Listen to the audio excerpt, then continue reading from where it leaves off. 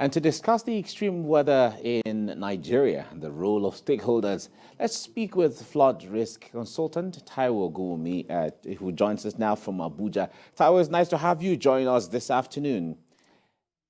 Okay, thank you so much. Great. Thank you. Now there seems to be much emphasis on what the federal government should do and is not doing.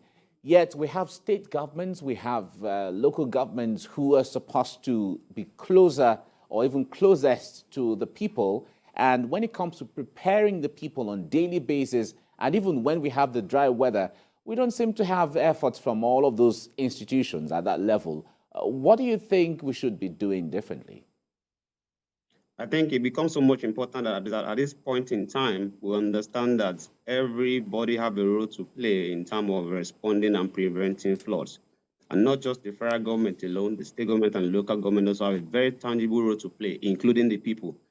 And if you look at this current year flood, you will understand that we have a very, very low preparedness, despite the fact that the federal government released some early warning information that there will be flood in some couple of states. But the thing is that to what extent are they prepared? To what extent are the state government themselves create an evacuation plan? To what extent do they engage in house-to-house flood campaign? To what extent do they create some form of a policy that can go against the waste disposing at some of the drainage? And if you look at this, you understand that within the state level, there's less action that have been taken in preparedness to the flood. And without this, there's no way we can solve it. It's quite very, very important that the solution to flood must start right from the grassroots, and that's from the state and the local government level. And more so, if you truly see what happened after the flood, you realize that we have a very, very low emergency response. Why? Because the state emergency response are not equipped enough to respond to these floods. All right, you talk about emergency response. Now, take us into that world. When we talk about emergency response, what is the ideal situation, especially narrowing it down to the flood in Benue, in Kogi State, and some parts, Anambra State, Bayelsa State, River State, and all of that? Those who are affected, if we have to respond the way it's supposed to be, what's the ideal situation? What is it supposed to be like? Number one thing is that the ideal situation, even prior to now, that we are expecting flood is that we should have created an evacuation housing facilities for them ahead of time, not now. And if you look at it, you also realize that the floods continue to increase more and day after day. And when you hear people, they will tell you that they don't have any support from the government.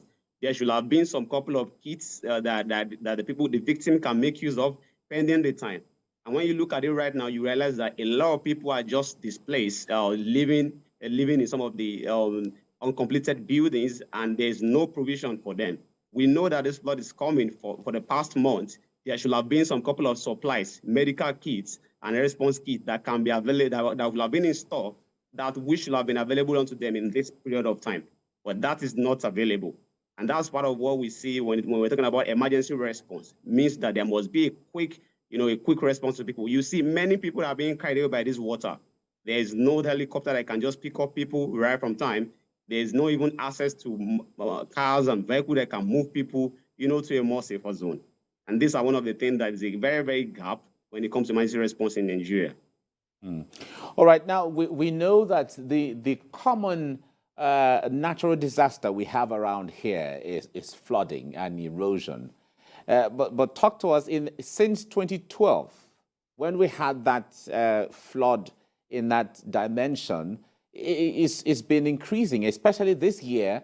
We've never really had it this way in recent times. If you see these pictures and the visuals we're seeing from Kogi State, from Bayelsa, from Rivers, and all of that is really devastating. What is really the cause of this dimension of flooding that we are seeing right now?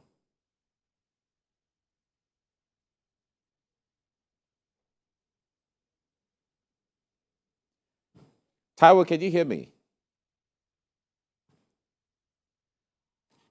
All right, we were speaking with a flood risk consultant, Taiwo Ogunwumi, and he was talking to us about the dimension of flood and the challenges we've always had, and especially what we needed, what we need to do. We lost his audio line there, but we hope that subsequently we'll be able to speak with him and then get dimensions and perspectives to that.